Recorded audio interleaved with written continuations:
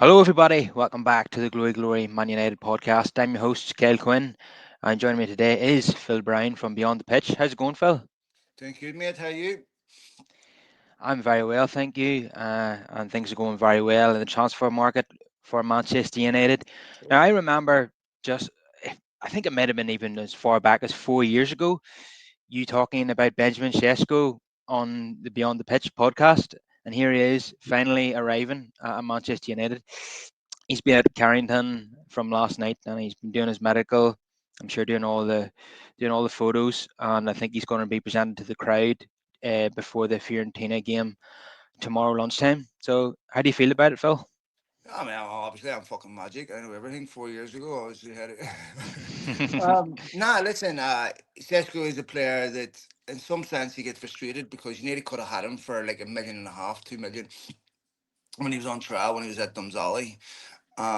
But I think what we have to understand is like if he'd have come to United at 18, his career trajectory could have been completely different. He's someone that United have it's not possible for United to know more about a player than what they would know about Benjamin Sesko. This, to be fair, predates Christian Vivel. It goes back to when United under Solskjaer. And, he's big, 6'5". Last time with a 6'5" striker, of course, was Ibrahimovic. Very, very encouraging. And it's a big challenge for the lad. But I think one of the good things about Sheshko, the United team that he's going to play in, the previous United teams, there's a lot riding on the striker, um, making sure they hit 20 plus goals. Now I think there'll be much more of a variety of goals throughout the team. So if Sheshko has a 15 goal season next season, similar to what Horland had in his first season, I think that would be relatively positive. Yeah, if all three of the new forwards got 15 goals this season, I would Yeah. say that's job done from all of them. Uh, Anything more than that would be a bonus. Well, what did Um, United finish with? 42 goals last season, was it? 44, yeah. 44. So if all three of them had 15, that would put United above their goals total of last season. If they've Cunha and Buemo bring their goals that they scored last season from Brentford and Wolves to United, and you have someone like a Sesko that gets you 15 goals a season. It shows tremendous promise. Good strikers are hard to find. Then I think that's really really encouraging. Considering where United finished and what was projected for transfer business, I don't think United fans can complain. To me, they're two players away after Sheshko to having a perfect window. Yeah, and would you say that's a goalkeeper and a midfielder? Yeah. Yeah, I think every single United fan I've spoken to is desperate for a new goalkeeper. Our goalkeeping department is sadly lacking at the moment, and I would even say that Tom Heaton is probably the best out of the three of them. I think that's how bad it is, and he's 39 years old, and he's third Yeah. choice. I mean, to be fair, like with the goalkeeping situation, do need a goalkeeper. To me, okay, if you're not going to replace Onana, you have to get a number two that can be a number one, which Bandier is not. So to me, United could easily go out and get someone like a young Lemons from Belgium. Say, look, you're here as number two, but anyone that's coming into United as a number two has to be looking at that number one spot and saying this is very, very obtainable. I mean, Hmm. the thing that concerns me with Onana is you can have 10 exceptional out players, but if you've got a goalkeeper that's dropping basic, I mean, I think back to, was it the Bournemouth game? Ball straight down the pipe, deviates slowly, slightly to the right, and goes in. And I think it was Bournemouth. I can't remember what game it was, or maybe it was Brighton. And then we saw a similar situation where in that game against Bournemouth as well, he spills a ball straight to a striker's feet. These are bread and butter things that you're saying, okay, look, if a goalkeeper lets something in that's utterly calamitous once or twice, that can happen. That's human error, but it's just way too repetitive. And I think that spreads nerves through United defence.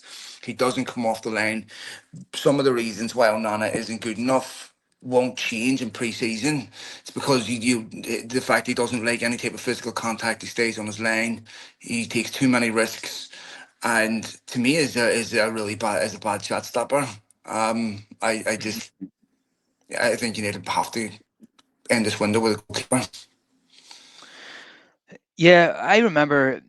I mentioned the Fiorentina friendly tomorrow when we played the Old Trafford friendly 2 years ago. I think he was beaten from the halfway line, Andrew Onana, and then in the first Against league, Lawrence, wasn't it? It was against yeah, Lawrence, chipped from halfway line. yeah, and then the first league game against Wolves, he should have given away a stonewall penalty, and somehow it wasn't given by the VAR. Those incidents were a sign of things to come, sadly. And he's had an appalling 2 years, and he says he hopes to be back for the Arsenal game.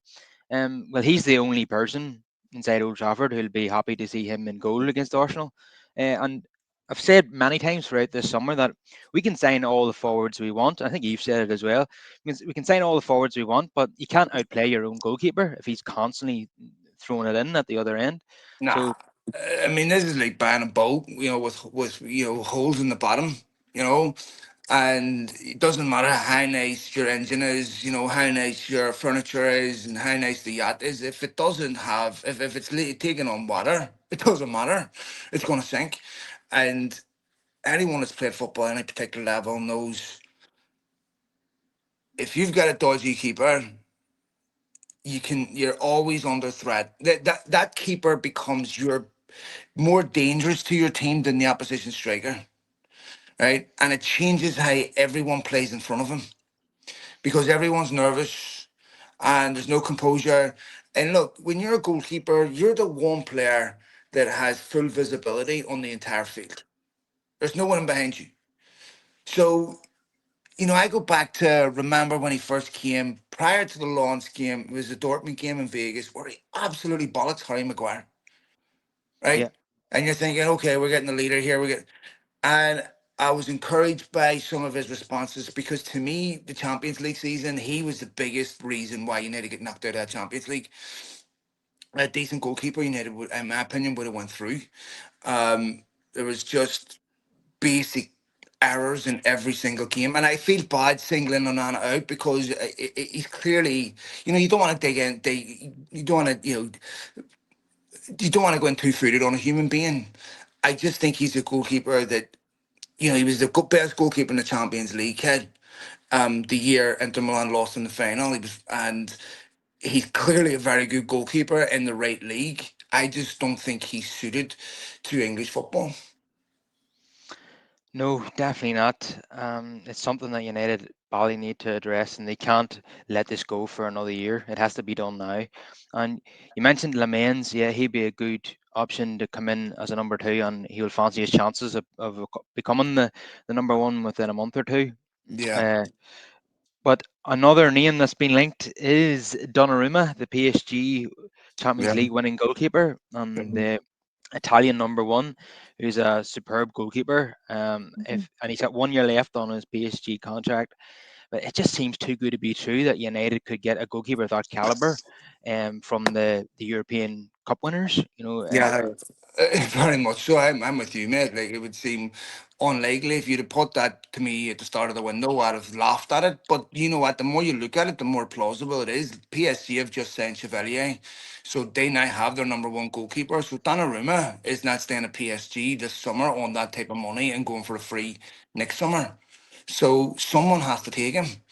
And one thing you have to say about Ineos is all the players they're signing have all are all players that prioritise playing for Manchester United. They could have went to clubs who would have paid them more. They could have went to clubs who were in better situations. Instead, they prioritise going to United, and United's reputation abroad, I think we underestimate sometimes. So the likes of Donnarumma and stuff would, I think, would love to come to a place like United, and that's a goalkeeper that to me could be United's number one for what is he, 25? 26, yeah. 26, yes. You could have a guy here for the next decade. And to me, United are going to play Fiorentina at the weekend, and the better goalkeeper on the field will be the one that United let go. Obviously, United will play Bandier, but even if it was Onana, and I still feel United needed to replace De Gea, but they have to face. If this was a Chelsea or Real Madrid or City, Onana would have been gone long ago, right? I mean, Pep Guardiola went out and spent 180 million in January, and Nico Gonzalez, one of those players, are already trying to move on. Kusanov, all that. So doesn't work. Just go out and buy another goalkeeper. Doesn't work. Just go out and buy another goalkeeper. And so yeah, I mean, for Ruben Amorim, I think that's a key.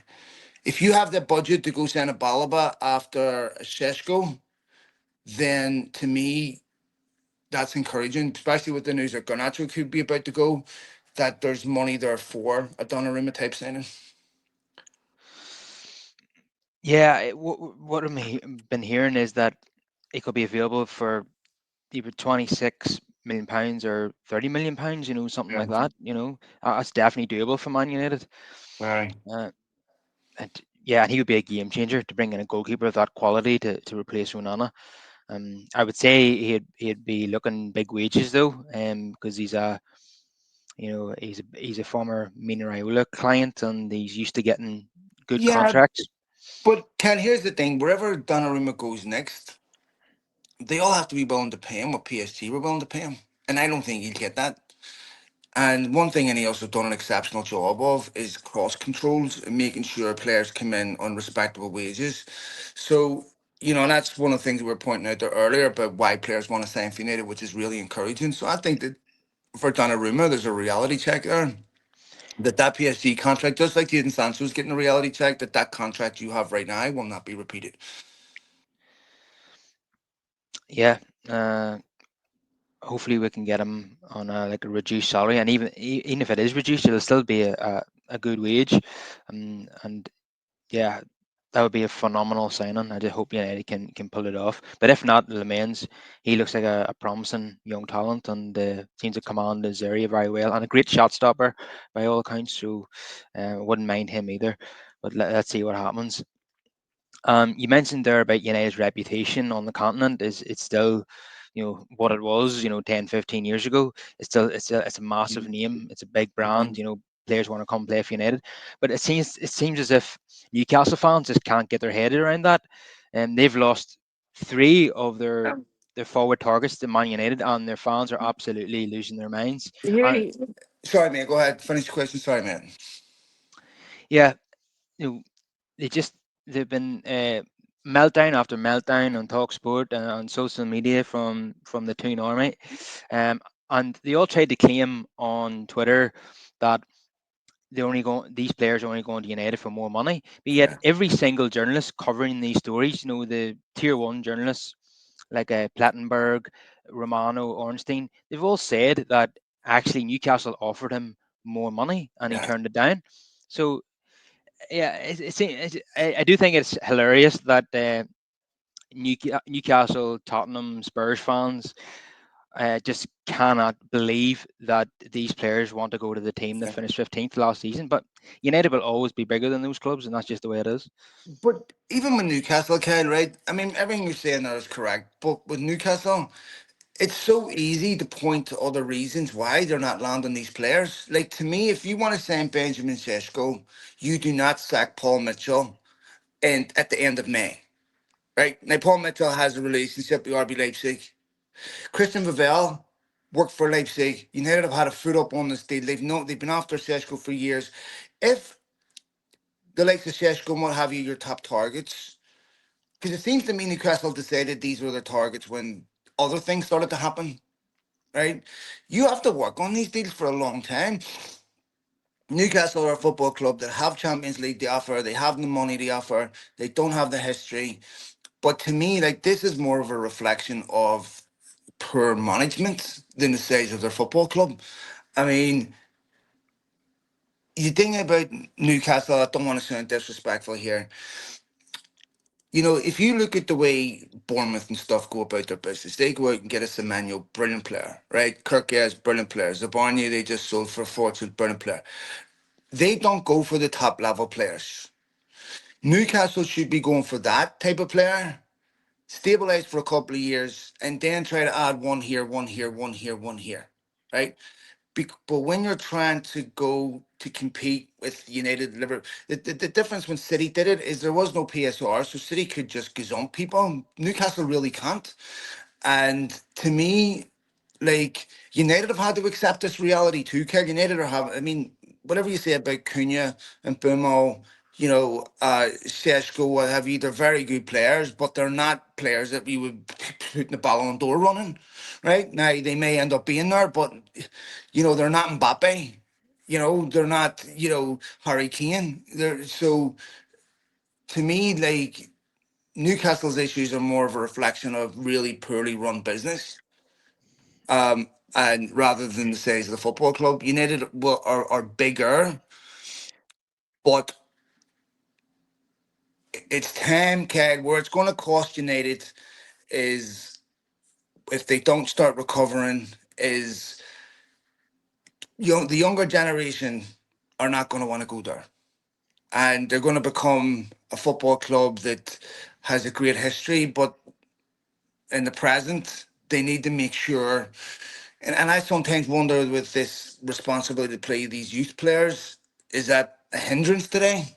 Because that's really hard to do. I don't know.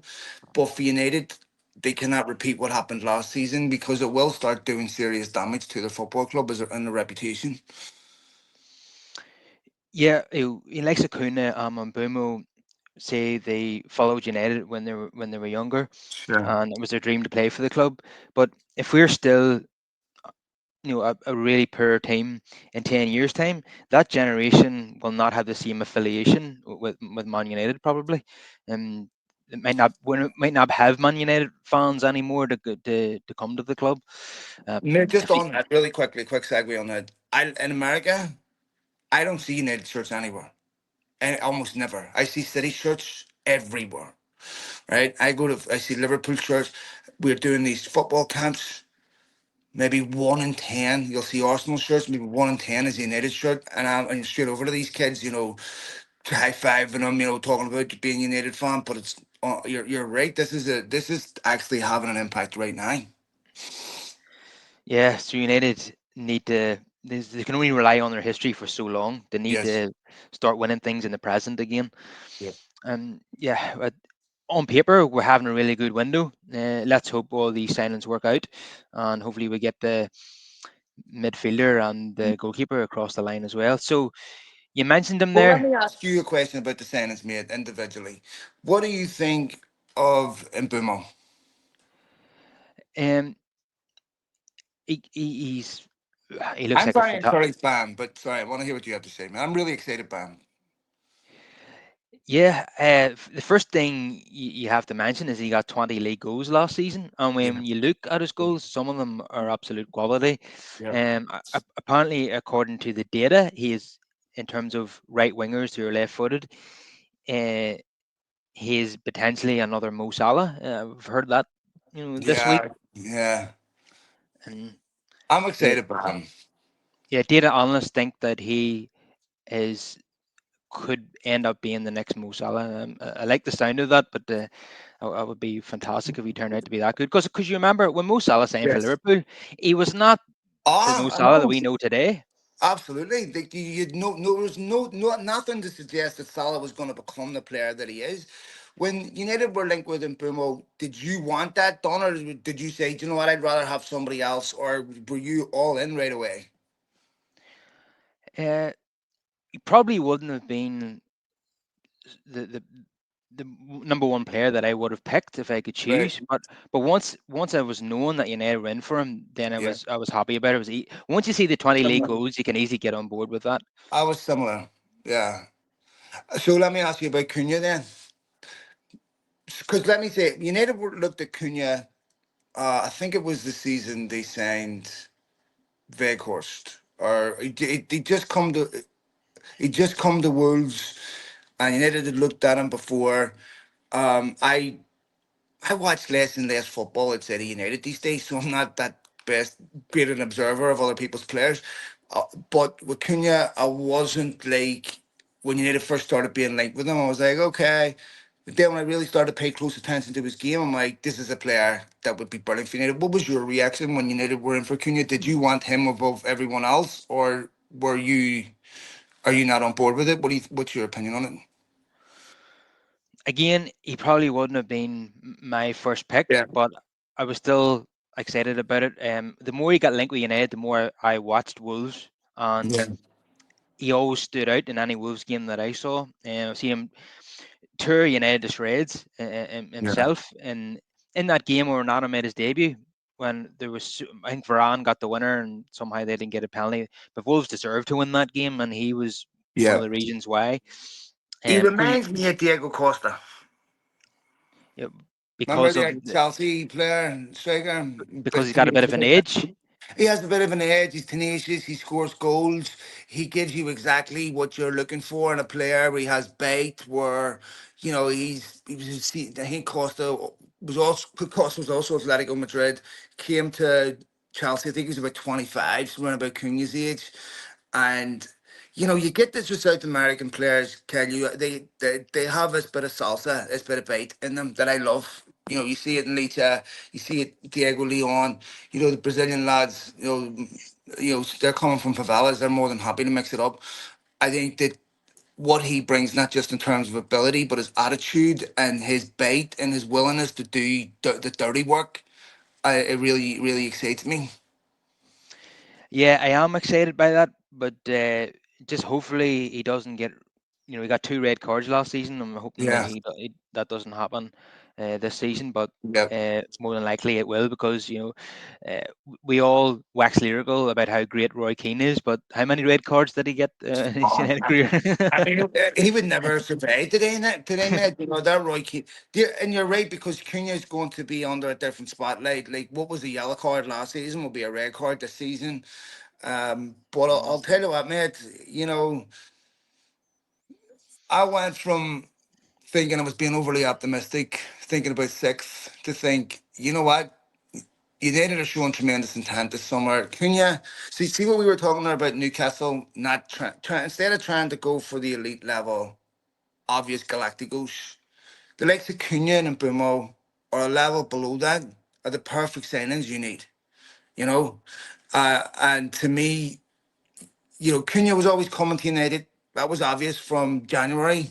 Bumo only ever wanted United, so I don't know how Newcastle wouldn't have known that. And, Sesko was someone that United have been confident about. I mean, they let Newcastle set the price, then they went in and took him. I think they did the same with Real Madrid and Euro last season. So to me, really, really encouraged by those three signings. If you get someone like a Balaba, then and a goalkeeper, which I don't think United will get Balaba this summer, but I think they'll get someone you heard Bruno Fernandez's comments after the game against Everton. I still think there's at least two more after Sesko big signings to come. Yeah, the question is, are you a believer? Tell us on her face. I'm a believer. Yeah, that chant writes itself. But again, will come as no surprise to any United fan or any Chelsea fan for that matter that Brighton have put it out there that they want over 100 million for Yeah. Baleba, which I expected given the price that Moise Mhm. Caicedo went for. So I could see United if it's 100 million, I could see United doing that next summer. But after everything that United have done so far in the window, could you see them going out and splashing 100 million on a player? What I would do is bid 100 million for Baliba, then go see who Brighton are going to send as a replacement and just send him instead. Um, Yeah, yeah, uh, I was reading a bit about this yesterday, the day before, about how can United afford, because I was under the impression, like most United fans, that after Cunha and Bumo, that was budget. That was it. And obviously United haven't netted any money in terms of player sales without add-ons, but of course they got the add-on with the Langa, Alvaro Fernandez. I think there's very possible of an add-on here with Mason Greenwood. Um, they have a revolving credit facility where they could draw down another 140 million. Or if they're 180 million on, I think they have to avoid making 140 million loss to comply with PSR, which they should do, no problems. They saved 17 million with Marcus Rashford's wages. Garnacho looks like he's not that far away from leaving. Be interested to see what happens with Rasmus Højlund. So you know what? United could easily and comfortably spend another 160 million this summer and be comfortably compliant with PSR. And the thing with Baleba, right, is United will have had a decent idea of where his price is going to be. That price will not, unless the kid gets injured or has a drastically terrible season next season, in which case United would no longer be in for him. That price is not going to get any lower. So they will have anticipated this. Look, I don't watch enough of Brighton to be able to say if this kid's that level of player that's worth that price. I don't know. But United also have to take into consideration that Casemiro is down to the last year of his contract. They're going to have to replace him next summer. Considering United's fixture list, if there was a time when you wanted to maybe take a bit out of next summer's transfer budget, it would be now. And I think that, you know, if you have signed three really good players in the window but don't sign two other key players, that window can quickly become terrible because you didn't get the other two key players. Get those other two key players and make this window an exceptional one. The players that United are signing this window will not have to sign again next summer or the season after. So to me, you know, the 100 million for Baleba will not be a massive shock to United. If they were to sign Baleba and Donnarumma, where do you see United finishing this season? You need to make a fool out of you, don't they? Whenever you try to make a confident assessment, but Kyle, I mean, I look at that team and the quality, the youth, the physicality, the athleticism, that to me, at a bare minimum, Amorim would have to have a Maresca type season that Maresca had last season. You need to have to be in the Champions League. They need a trophy, Yeah. and they have to be competitive in every game. No more 6-0s against Liverpool. No more 7. No, every game you have to be competitive in.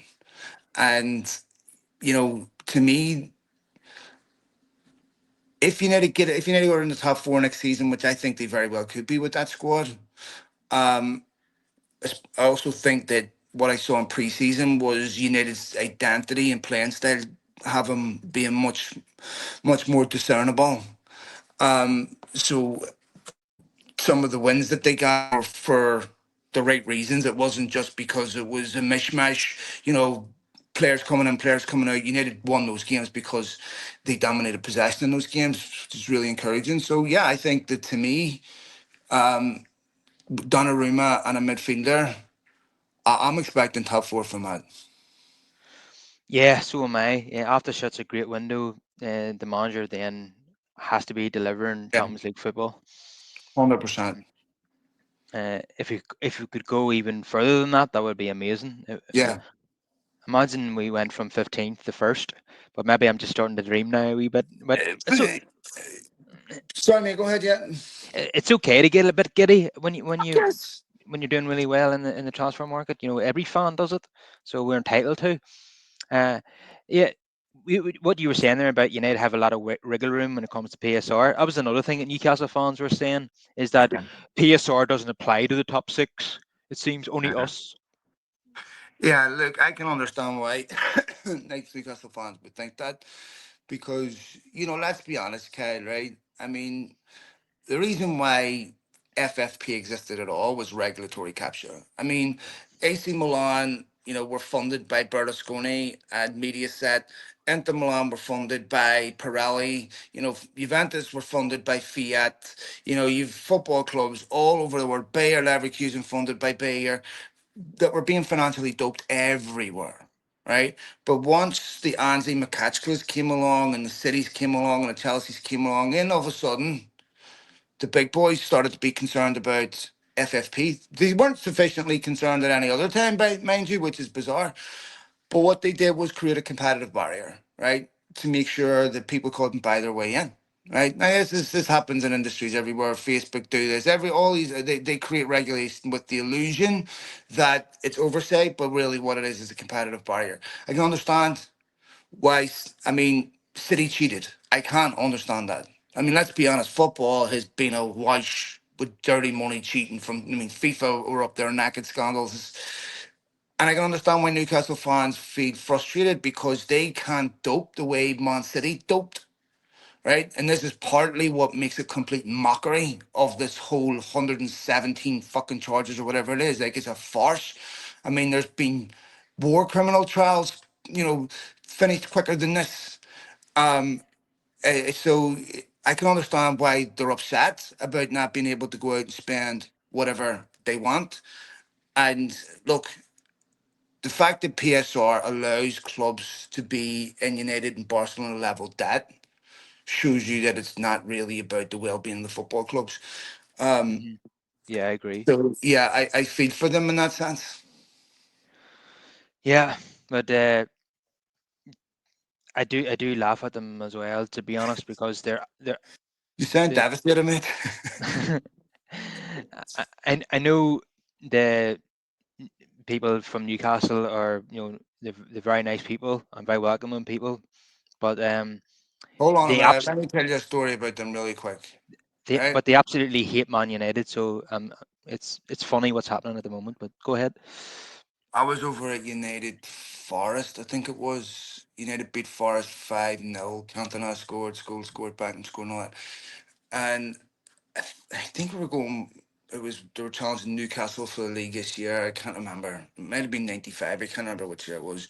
And coming back, and I stopped in these Granada services, roadside services, and I am on a payphone, ringing back to Belfast. I'm in my United shirt, and who pulls up at a busload of Newcastle fans? They're standing there. Oi, my penis sponsor. Where have you? Trying to piss on me in the post mail in the phone box. I passed. So lovely Seriously. people. No, that's true. But that's what they could have bothered me. I was just whatever. But nah, listen, they're great football fans, and they love our football club, and we're all giddy about our football clubs. We all get carried away with them, and they had a brilliant season last season. But I want to tell you something, mate. Of all the results last season, and there's a lot of bad results last season. Maybe the worst for me was that Newcastle game. At That's home, that yeah. at home. You just see the after the first few minutes, you knew this is going to be a fucking nightmare. This is going to be an absolute bloodbath. You just had that dark negative sense that this is United worth, Zirkzee get hauled off, Joe Linton score, which to me should have been disallowed, and United 2 goals disallowed. It could have been 6-7 nil at half time. I want revenge for that. Yeah, definitely. Newcastle and Tottenham have been beating us a lot in recent seasons, so I want to definitely make up for that in this term and get our own back on Tottenham and Newcastle for all those defeats. Um, s- yeah, I don't know if you I want to knock saw. those bastards off our perch, mate. Yeah, 100%. Yeah, we're now on 20 league titles each. They're definitely the favourites to get the 21 first, but could we upset the odds and get there ourselves? But Yeah, I want to tell you something with Liverpool, right? And maybe I'm rose tinted glasses not there. Akatike, I'm not 100% on. I think that there's a million question marks to determine whether that kid is good enough to yeah, play Premier League football week in, week out. Florian Wirtz, when was the last time a player came out of the Bundesliga? Okay? And excellent young prospect, came out of the Bundesliga and excelled. De Bruyne probably. Okay. That's 10 years ago. So we're looking, go ahead and look at Kai Havertz's stats for Bayer Leverkusen. I mean, when I watched Havertz at Leverkusen going, this kid's sensational. I'd love United to get their hands on him. And then I'm reading. Remember, I remember going over to watch United Burnley with Aiden, and I was listening to Ralph Rangnick talk about Burnley after the game, saying, Burnley are 17th or something, but they'd never be 17th in the Bundesliga, you know. And I'm looking at that league going, I don't think that league's massively better than the Portuguese league. And I think there's a lot of games in that league that you can't draw big conclusions from. I'm looking at their signings going, what if Verts doesn't work? That's a Coutinho level signing. Ekitike, big question marks over Ekitike. You know, who else did they send? They sent The fullbacks, Frimpong and Frimpong. Kirkes. Okay, so Frimpong is a player that is a defensive liability. Very, very good going forward. Defensive liability. Kirkes, good player. Obviously played for Bournemouth, Premier League proven. Um, but I'm looking at that going, you know, this is going to be there's massive pressure on Arnslot next season, and this is his Liverpool. So now all these players coming in, they have, some of them have very little Premier League experience, and I'm telling you, Yeah, I think they could be difficult for them next season. yeah. I was thinking that you know it, it looks great on paper these signings, but they might not gel or might take time to gel. So Liverpool might actually do worse Think next about season this, than man. they did. Well, Liverpool for a second. So I interrupt you. How come Liverpool don't have like a Ballon d'Or icon? Like if you look at United, George Best, football icon, Bobby Charlton, football icon, folklore. You look at United's greatest, Dennis, all these players, Ronaldo. Is Liverpool's best player Kenny Dalglish? Yeah, I think so. Where the fuck are their Ballon d'Ors? Where are their this is not a football club that does well with this type of player. This is Uh, Mo Salah is an exceptional player, but uh, if Mo Salah's career ended today, he would never be discussed in the same breath as the Ronaldos and what have you. Like, where are their George Best? Where are their, they don't have that glamour. They're a big football club, culture and all that there. But this is a football club that, you know, the I remember when they spent 60 million on Naby Keita, didn't work. I think about what they spent on Darwin Nunez, didn't work. You yeah, know, they do well at the Mo Salah level signing, but go ahead and list the top 10 transfers in England based on transfer fee and tell me how many of them have been successful. not many. No. But just one point of note is they do have one Ballon d'Or, and that is Michael Owen in Yes. 2001. The season that they done the mini treble. Uh, Yeah, but what I mean by that is, where's their football icons? If you're going to tell me the best player in your history, and Douglas was a brilliant player, if you're going to tell me the best player in your history was Kenny Dalglish, I'm going to say, Real Madrid's legends are obvious. Barcelona's legends, obvious. United's AC Milan's legends, obvious. When you think of Liverpool and think one icon that is football royalty, they don't have him. And I just no, think that it's a football club that's punched above its weight because of its fans, the atmosphere, because of that they play collectively well together. But when you start breaking that team down into individuals, then I don't think that is a team. Don't get me wrong, Kelly. I mean, I'm a United fan, so I'm preconditioned to look at negatives. But you know, I don't think they're of the level that Liverpool and City were at under Klopp and Guardiola. I just don't think yeah, they was challenged that much last season. yeah, I'd agree. It was a big surprise on a slot won the league in his first season. I thought there'd be a drop off with Klopp Yeah. leaving, but having said all that, if Alexander Isak goes to Liverpool, that makes them big favourites for the title, in my opinion. Would you Look, disagree with that? I think they're favourites for the title right now because they just, normally their biggest challenge to that is City. And I don't think, if you look at City under Guardiola, and I still have question marks about whether they'll fix it this summer. They just haven't. They look like a team. they're trying to replace players, exceptional talented players, with players that just aren't at the same level anymore. So it's really, really hard to do that in the Premier League. Be that consistent and refresh your squad. I mean, Klopp you've found this difficult too. You'd always see Klopp's third season was a nightmare season, and his first two, once he stabilized the club, he'd have two decent seasons, then a nightmare season, two decent seasons, nightmare season. Three times in 6 years under Klopp. Last 7 years, you need to finish ahead of them. So I think that they start favourites because I don't think there's anyone else, but outside of Arsenal are not a serious challenger to me. I mean, Gyökeres could just as easily be Weghorst to me as anything else. Yeah. I think City will not be there. United will not be consistent. Liverpool will benefit from that, be title favourites. But, it's all right going out and saying the likes of Isak, everything. There's only one ball, and that's most of the football team.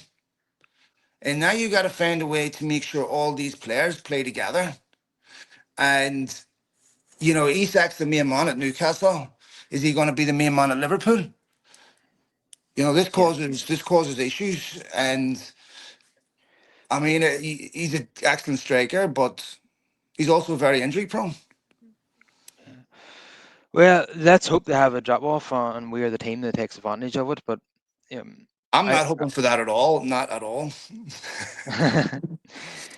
I had to mention to you, we've mentioned the word Ballon d'Or or the words Ballon d'Or a few times there. What do you think of McTominay being nominated for a Ballon d'Or?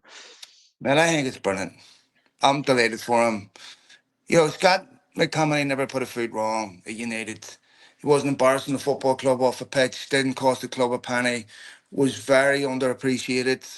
Um, Scored vital, crucial goals. Goes to Napoli, no fuss. Doesn't trash the club. Um, Well behaved lad, and becomes a darling in Naples and wins Serie A. And I just think it's a brilliant story. I love.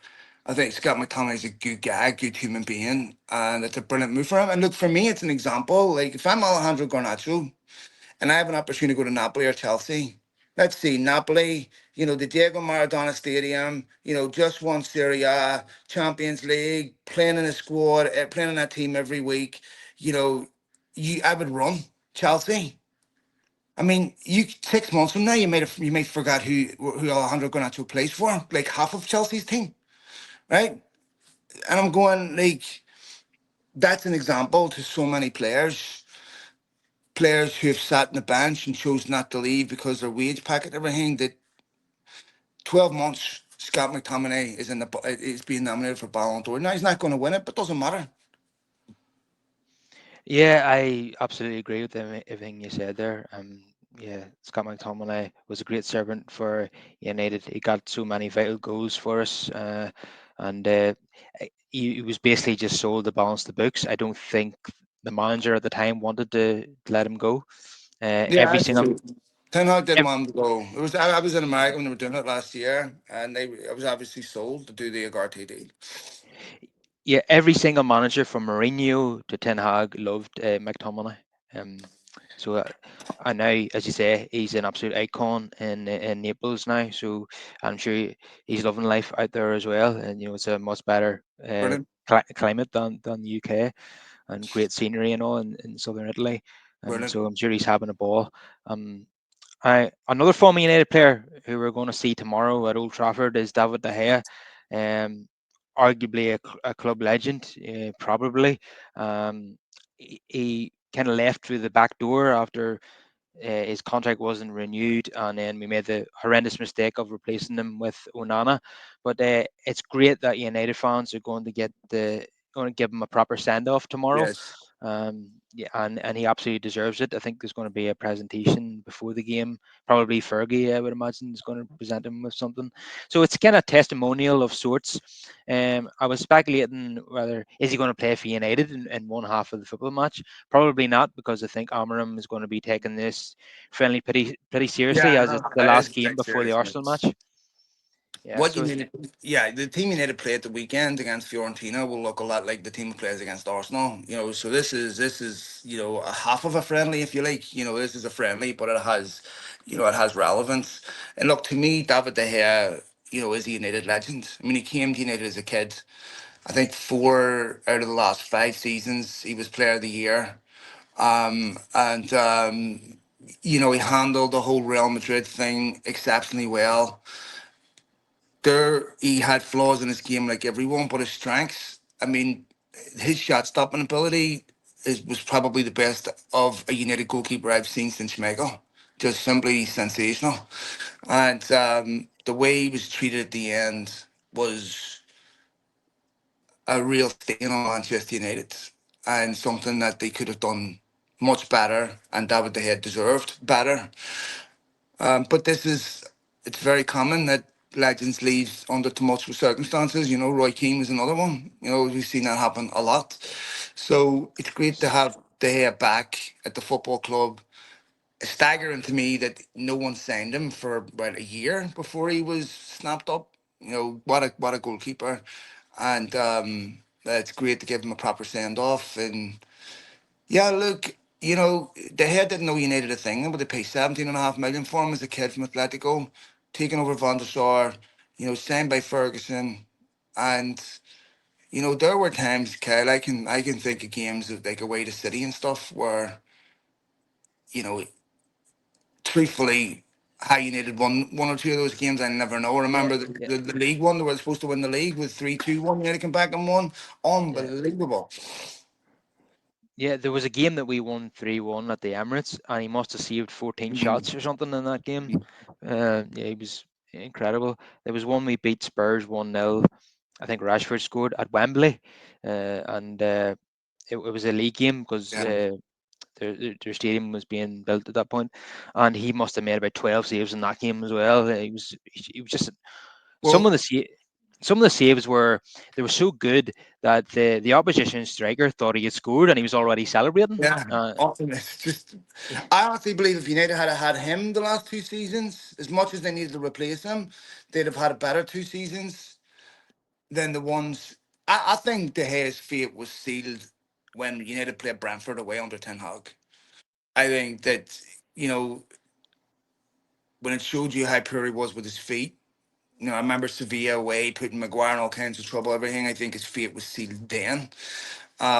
But I remember West Ham away, where that calamitous error, he dropped it in the bottom corner and stuff. There was just a lot of incidents like that in big games where he would just drop clangers all the time. And then you look at what happened with Spain. He didn't.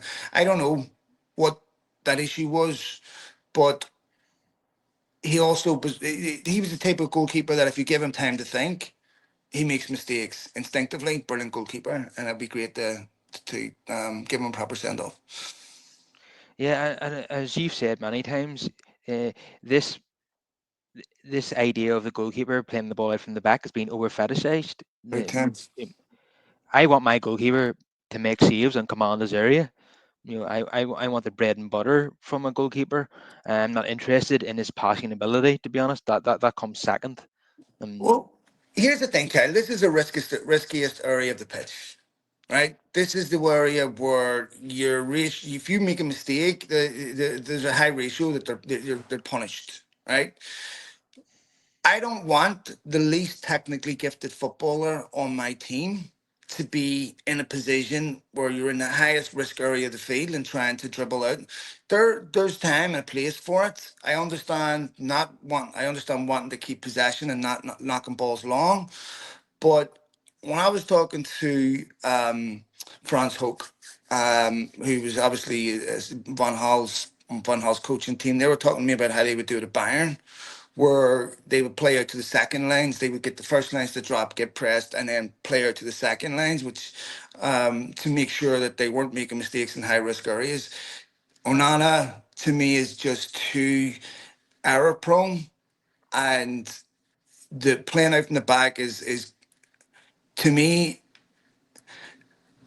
United don't have the confidence in how they defend, and they don't have that cohesion yet with the team to where they can play out comfortably. But I do think if they get someone like Balaba, that will help a lot in how you play out from the back. But yeah, I agree. It's over fetishized, and I think that every single week now we see goals being conceded that you would see once a season 20 years ago. I know it's ridiculous. So many goals come from the goalkeeper or defender giving the ball away in his own third of the pitch, and yeah, it's just every single week you see this when you watch match of the day. There there'll be a goal like that every single week, maybe two or three, where a team's playing out from the back and they lose the ball. Mate, I remember.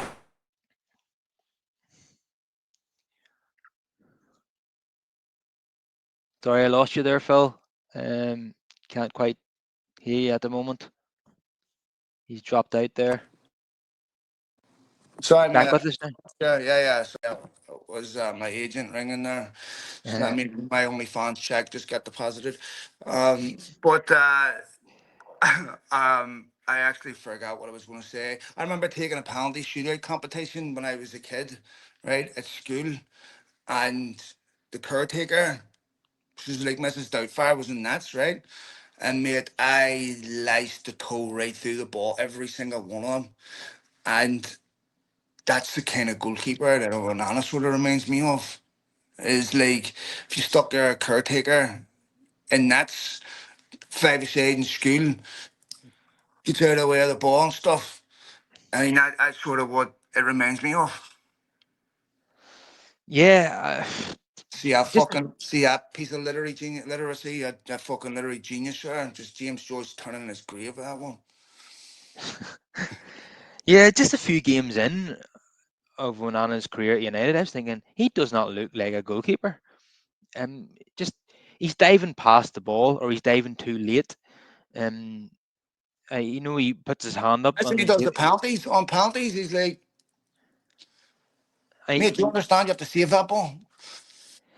yeah, each and every penalty he tends to dive the wrong way, and, and although he did save a penalty against Galatasaray or something, didn't he? Was a big surprise. Against FC Or was it Copenhagen. Copenhagen? It was, yeah, yeah. Yeah. But that was it. Yeah, that was the highlight of his United career. He had a great game against Palace away last season, I felt, and in the first few games of last season, I thought maybe he had turned a corner, and then by Christmas he had gone back to the old Onana again. So He'd had a couple of decent games to be fair. He needs some great, individual shot stopping, but like there's just been. I mean, you're talking about a goalkeeper that Victoria Pilsen said that they were targeting. You're talking about a goalkeeper that Cunha said they were targeting at Wolves. Right, this is a goalkeeper who's constantly targeted for his weaknesses. I'm sorry, like it's not that they fear you; it's that they are excited to exploit your weaknesses, and that's the writing's on the wall. To me, like United have to do something about that. They have to get a goalkeeper this summer. They have to. yeah, 1000%. So one other thing I wanted to mention to you was the opening of the refurbished Carrington, and I watched the 3 minute video of the tour, and it looks very, very impressive.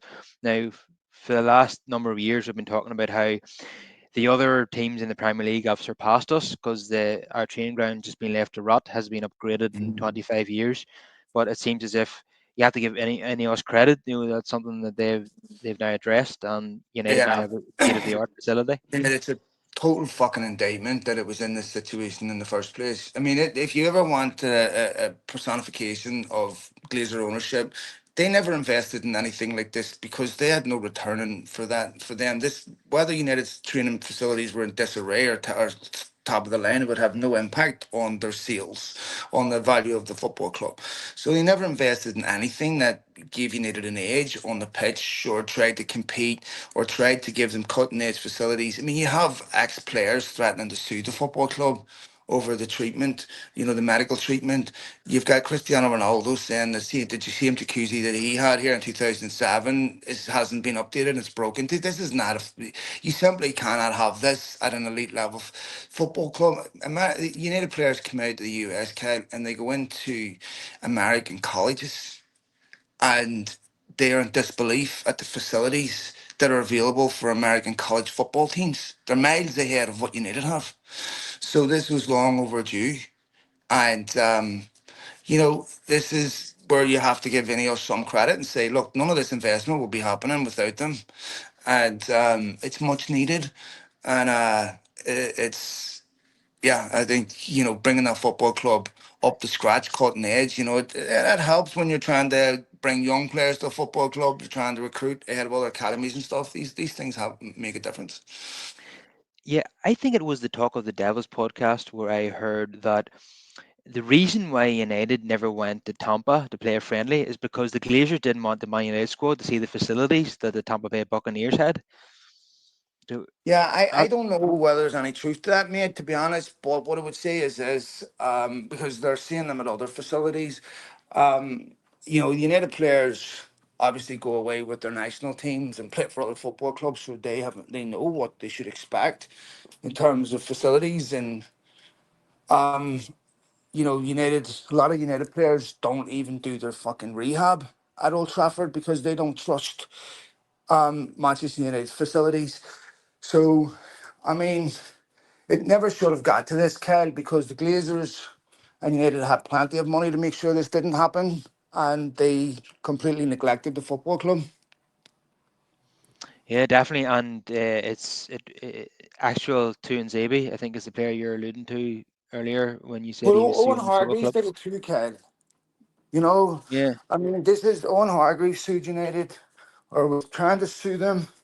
This is something that, you look at, I think it was Mark Critchley done an amazing article on how United handled um, Terrell Malacia's rehab, and it's a total disgrace. I mean, and then you've got the situation with Leach and Martinez as well. We're constantly being injured, re-injured, and it's a bit, striking to me that this is the first preseason United have had with no injuries. So it seems to me like a lot of the things that were obvious and easy to eliminate that just would have taken, a little bit of investment and prioritization are finally being done. And this is where when we see United on the week at the weekend, these these percentages show up. And there was a lot of games last season United didn't win just because they didn't get the first goal, or because they made some, you know, ridiculous individual error, inexplicable, that led to them throwing a game away. This is where that difference shows up. yeah, I agree. Yeah, quite often there's only 5% or even less, between two teams in the Premier League, and you have to try and get any wee advantage you can, and these things matter. You know, 100%, man. Mentally too, Kyle. I mean, the thing is that there is a lot of competitive balance in the Premier League. You know, that's in some sense encouraging because I don't think there's a massive gap between 16th and 6th in terms of the qualities of the teams. Forest showed that. So small margins make a huge difference. And, that's the difference between players missing, 2, 3 months with injury and not. I mean, you can draw a straight line. If you look at Ten Hag's first season, it really fell apart when Leach and Martinez got injured against Sevilla. And you can draw straight lines so many times from key United players getting injured. I mean, Ten Hag got in his last season just outrageous number of injuries.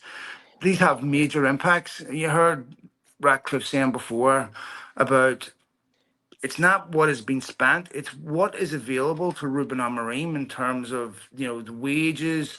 Ruben, we might have spent 300 million, but only 50 million of those players are actually available. And that's how you scale, what Ruben Amorim is competing against. And so to me, like these things are very, very important. And undoubtedly, injuries have cost previous managers their jobs. yeah, you mentioned Martinez there, and it just reminded me how exciting it's going to be to have Martinez and Euro in the same Mm. back line, both with the ability to play line-breaking passes. Euro with his right foot, Martinez with his left, and that's going to be massive for United. United are going to win most games with those two in the team. Well, if you look at last season, Kyle, when Martinez, just before he gets injured, he scored against Liverpool away. That brilliant ball for Ahmad over the top against City. He's playing that defensive midfield quarterback role perfectly. Yeah. And then, of course, Ahmad gets injured too, which is just unbelievable, right? These are such key players. The thing you worry about with Martinez is what type of player are you going to have?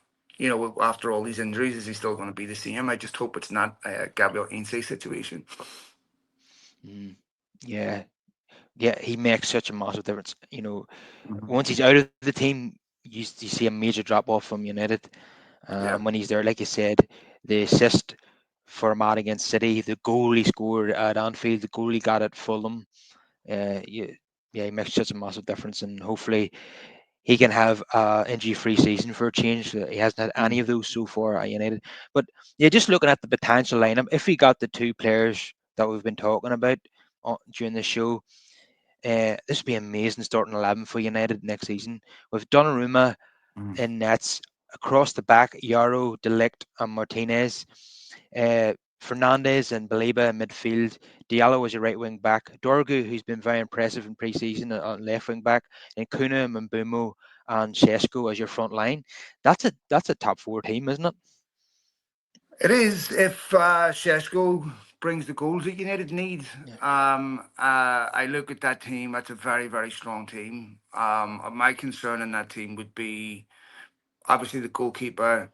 I'm still not 100% sure how to describe Kobe Mainu and what his best position is. And look, I think Mason Mount also has a perfect season ahead of him where you're not going to have a big fixture pile up.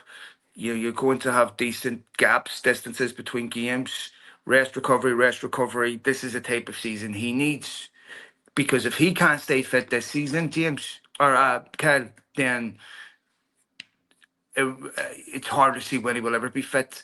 You're talking about a lot of players with the World Cup goal at the end of the season, and I think that I'm quite encouraged about what we'll see next. This first game is going to be really important. If United can beat Arsenal in the first game, it's going to give them tremendous momentum going forward, especially if they play well. And the place will be flying.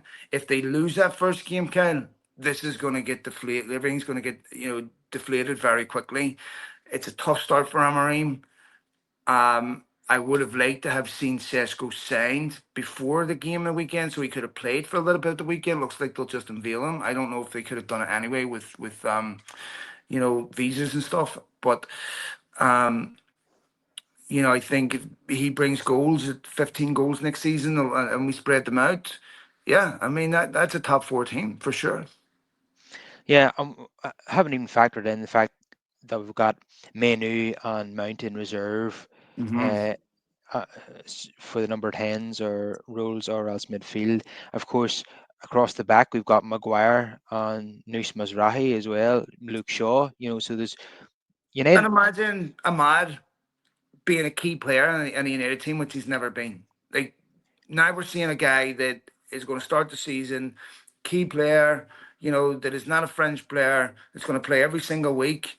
I mean, I'm excited to see him next season as much as I'm excited to see anyone because I think if Ahmad Diallo stays fit next season, by the end of next season, we're going to be talking about Amad Diallo in the same breath as we're talking about a Cole Palmer and players like that are that important, that are that uniquely gifted, and that are some of the most valuable players in the game. Yeah, absolutely. But do you think it would be a bit of a risk to play him as a wing back against Arsenal? Yeah, it's interesting because I don't really know specifically what his defensive responsibilities are in that. I would have concerns about him having, being, having rather than just support defensively, if he had a specific defensive role to play, where he's going to spend significant number of time defending, that would concern me. I'm not the other someone I want on the other end of the field. I want him one on one with your fullback. I want him with the half a yard of space, threading balls through. I don't want him defending. So that's where you know Ruben Amorim is, that's where he has to come up with the answers on that. But to me, if I've got Amad Diallo, I want to make sure Amad Diallo spends as much time as possible in the areas in the field where he's exceptionally gifted and can do a lot of damage. Yeah, I definitely agree with that. I think United will not lose the opening game against Arsenal. Whether I think it'll be a draw or United will win. Mm. It's worth noting that Arsenal have a terrible record at Old Trafford in the last 20 years. I think they've won twice in 20 years. One of those was in an empty stadium during COVID. So United do tend to do well at home. Even last season, United they drew 1-1 at home to Arsenal when Fernandes scored the free kick and Declan Rice scored a great goal to equalise. But United should have won that game as well. I thought they had the chances to. So United do well at home to Arsenal, and I remember we beat them on Anthony's debut. He scored in that Yeah. game. That was Hmm. early on in the season. Uh, so I think United will get a positive result in that match, and then that'll be great for the confidence and the Yeah. momentum. I mean, I remember United playing Arsenal opening game this season. I think it was 1990, and they won 4-0. And everything was, amazing, get carried away, and season tapered off. This time, I think if United were to beat Arsenal, it would do something that friendly matches can't do, that Amarim can't do, that all the sports psychologists in the world can't do, and that would give you confidence that you get from beating a top team like Arsenal, and that gives you the momentum going into the following games. Because if you come out of that Arsenal game, you know, deflated and losing and going, you know what, we're not good enough. We're not going to compete against the Arsenals and what have you. They're significantly better. Brighton can lose that game and their whole season doesn't fall apart because they have, top eight goals. United can lose that game and it can just completely deflate the whole football club. It's really, really important that United, I mean, I don't even think a draw. I think they need to win the game. I think that they come out the blocks flying, win that game, which is a very winnable game.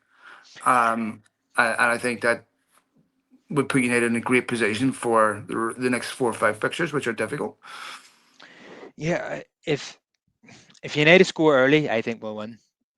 Uh, what happens in the first 10, 20 minutes will give us an idea of what way the game's going to pan out. If we can start fast, get an early goal, then I'd fancy United to win that game. And the crowd are going to be so into it as well. They're going to be so up for it. They're going to be Mhm. buzzing off the window that we've had. They'll get fully behind the team. I was at the game about a year and a half ago. And we beat Liverpool 4-3 in the cup. I was at Mhm. that game and it was amazing atmosphere. What a game to go to! Beating Liverpool after extra time 4-3. That was just Mhm. unreal. I couldn't have picked a better game to go to. And I only go like once a season, and that was the one I chose to go to. Yeah, it was amazing. But yeah, if United get a positive result there, then they'll go into the Fulham game full of confidence. But Yeah. if they lost to Arsenal, all of a sudden Amorim will be under massive pressure to Yeah. win that Fulham game. Listen, Kel, 100%, right? Yep, Because summer window will quickly be forgotten, yeah, and the pressure will be immense. And Amorim needs wins so that these players believe in him, and they need wins in big games like Arsenal at home. You know, if United go out and were to lose that game, let's say by 2 or 3 goals, it would be absolute catastrophe for morale inside the football club. You get all the same sound bites, we're disappointed, we need to be faster, we're going to be ready, for the next game, we yeah, go again, all this stuff, right? But the psychological impact of that, you know, United players, if they get the win, they get a decent, couple of victories under their belt, first few games, tough, difficult games. That's a team that if yeah, you ask me after a month, if they come out of these first 4 or 5 fixtures relatively unscathed, I'm saying that that's a team that's going to finish top four. If yeah, Because what worried me about that Everton game, Kyle, was that Everton game looked a lot like the United games that I've seen last season, where they dominate games, where, Dorgu, instead of making a simple decision to square the ball to Hoyland and put the game out of sight, doesn't. Then they make a silly mistake to bring it back to 2-2. The first goal they shouldn't have conceded because it's basic. And you go, this is exactly what happened last season. This is last season's game right here. And United not only should not be drawing this game, but they should be 3 or 4 up comfortably. This is where they have to be much more clinical. The Cunhas and Brumos, the Seskos, because Sesko is going to find out real quick that his novelty will last about 2 games. And if he misses a chance in both of those games that United need to score a goal, he's going to find out very quickly, that the love that honeymoon period is over. So, you know, this is a better United team than what played Arsenal last season. I think there's more goals in this team. I don't think they'll need as many chances. I think that um, they don't will not have to be as good as what they were in previous seasons to beat Arsenal. And imagine if you're Cunha or Bumo or someone like that, you beat Arsenal at home in the first game of the season and you score the winner. I mean, what a that would be a dream. Yeah, I would say it's very likely that somebody's going to score on their debut for United in this game. Yeah, yeah, it's going to be billed by Sky, I'm sure, as a battle between Gyökeres and Sesko, I would say as well, because Mm. Sesko quite easily could have ended up at Arsenal and Gyökeres could have ended up at United. So, Which is yeah, unfair because Gyökeres is a few weeks ahead of Sesko in terms of his pre-season prep and all that. He's already played for Arsenal against Villarreal, and I would be very surprised if Sesko starts that game.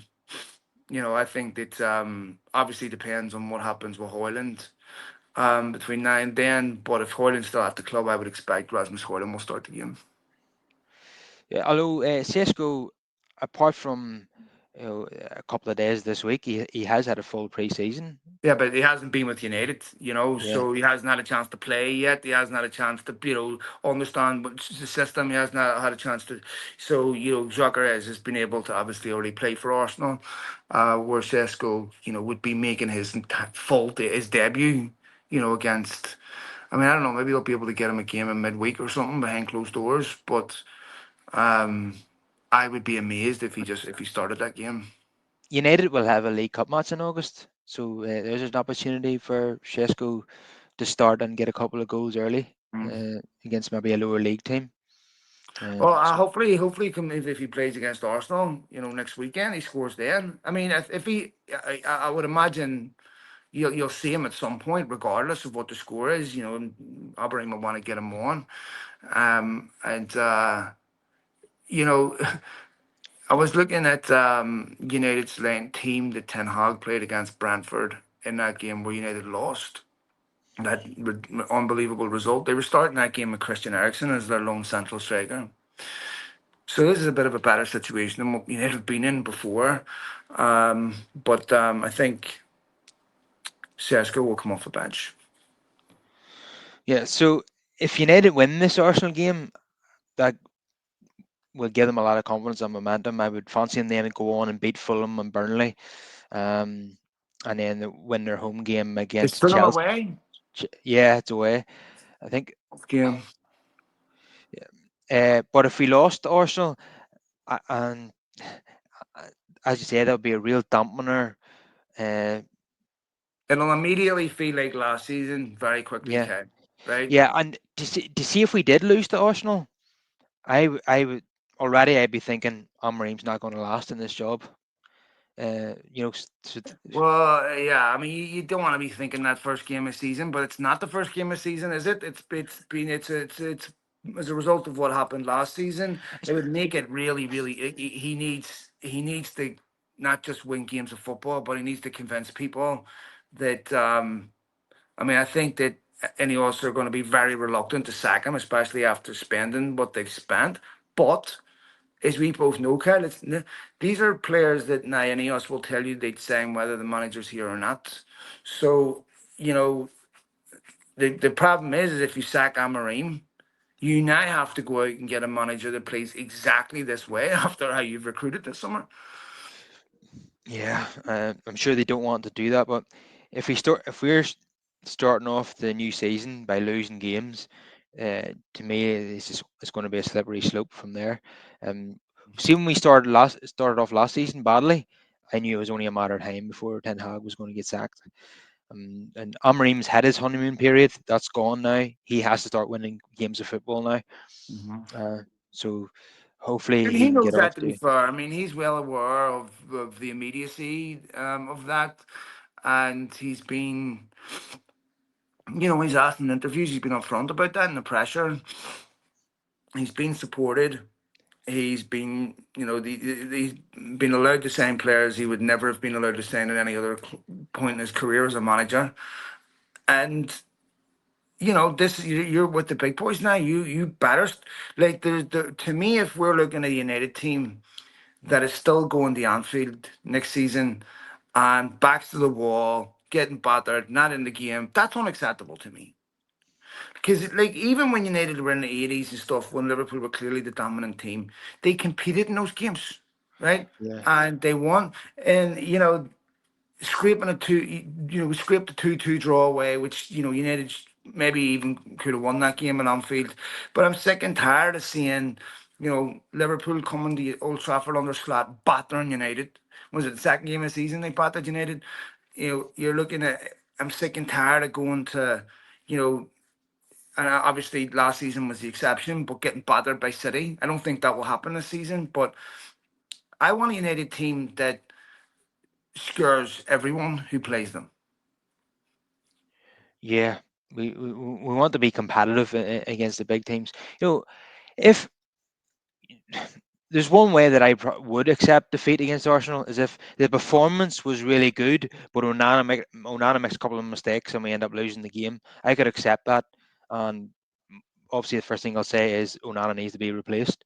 But if we played really well and then there was just a couple of errors from the goalkeeper that cost us the match, then Yeah, you can take confidence from that. I see the point. Like I see what you're saying, but then there's the other side of that where it would be really demoralising.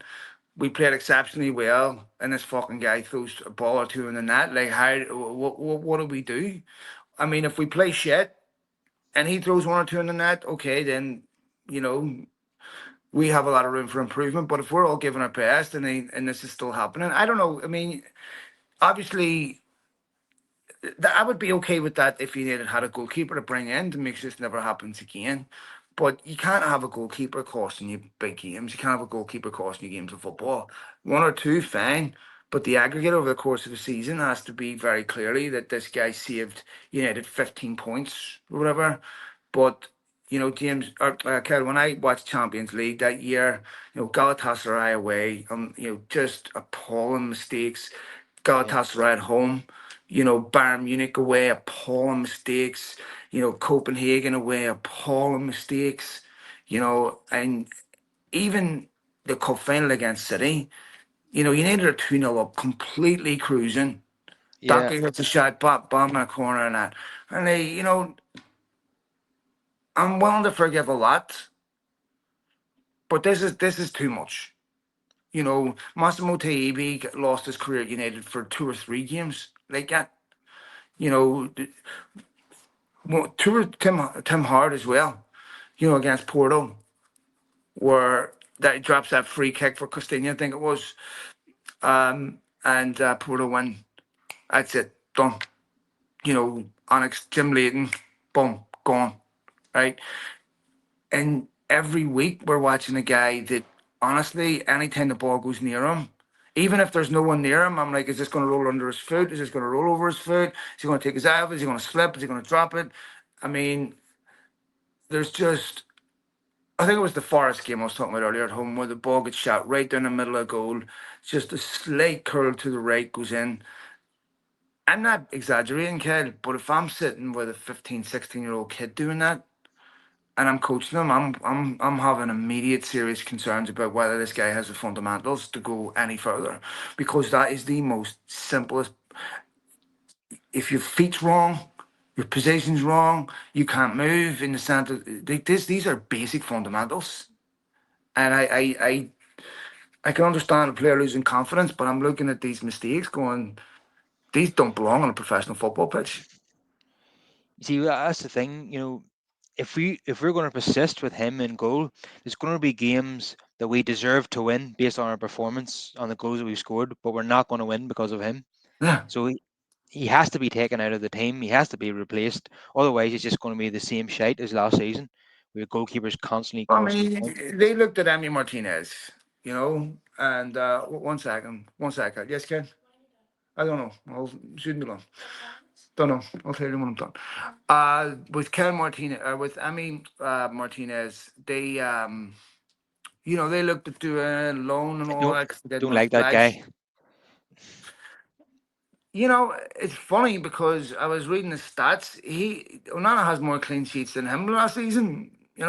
Yeah, I remember United against Villa because the last game of the season when he gets sent off, for something completely rash. Um, and he's not the biggest, to be honest. United need a goalkeeper that, if you get someone like a Courtois, I hate even mentioning it, but even someone like Queven Kelleher, someone that's consistent, that understands the British football has a very unique physical element to it, and there's lots of goalkeepers come that just can't handle that type of physicality. I mean, even when De Gea first came, right, and they're not as protected, and it's much faster paced. So you have to have a certain physicality about you, in my opinion, to be able to handle that type of football. And I like my goalkeepers to be 6 foot plus. I like to be physically dominating, and I like to make sure that they're exceptional at the art of goalkeeping before we're talking about a footballer. And to me, United don't have that. And that's a big problem. yeah, it's a massive problem. And we went from De Gea and Henderson to Onana and Bayindir. It's I mean, I you don't know. cannot put Brandy in goals, Kyle. And No, let's even say Onana gets injured. What are you going to do? You cannot have Bayern Deer and Tom Hayden as your second and third choice. Like you just can't. no, I mean, you look at Liverpool last season winning the league. They get Allison injured. They're able to bring Kelleher in, yeah, maintain standards, right? And this is a kid that played against Real Madrid, Mbappe, and they were exceptional. This is where you need to have you need to let Radic Vitek, I think he's going back out on loan if he hasn't already. They need to have another goalkeeper in there, yeah, and that is capable. If I'm being signed as a goalkeeper by United, I'm looking at that saying United don't have a number one. I'm gonna go take it. yeah. And Lemens fits that profile. Hmm. Someone who'll come in and fancy his chances of get the number one spot. But who knows? We might go even bigger and sign Donnarumma. But we've rambled on for about an hour and 22 minutes, Phil. I didn't intend to, but I almost forgot we were actually doing a podcast. I thought we were down at the pub having a chat about United. but, Oh, so that makes a lot of sense. I've noticed you haven't fucking went to a bar to buy a round. So 122 minutes in on your arse. I've noticed that, mate, about you. All right. Thanks, Phil, for coming on as always. It's been a Always a pleasure. pleasure, mate. Always a pleasure, mate. I hope you're doing well. Thanks for having me on, Kyle. Have a great weekend. Enjoy the match of the weekend, mate. We'll talk next week. Yeah, you too. No doubt we'll be in touch talking about Fiorentina game and the Arsenal game. Yeah. Hopefully, so Anytime you want me back, mate, just give me a shout. yeah, no problem. All All right, right, I'll Kyle. see you. All the best, All mate. right, Take care. See ya. see you later. Bye.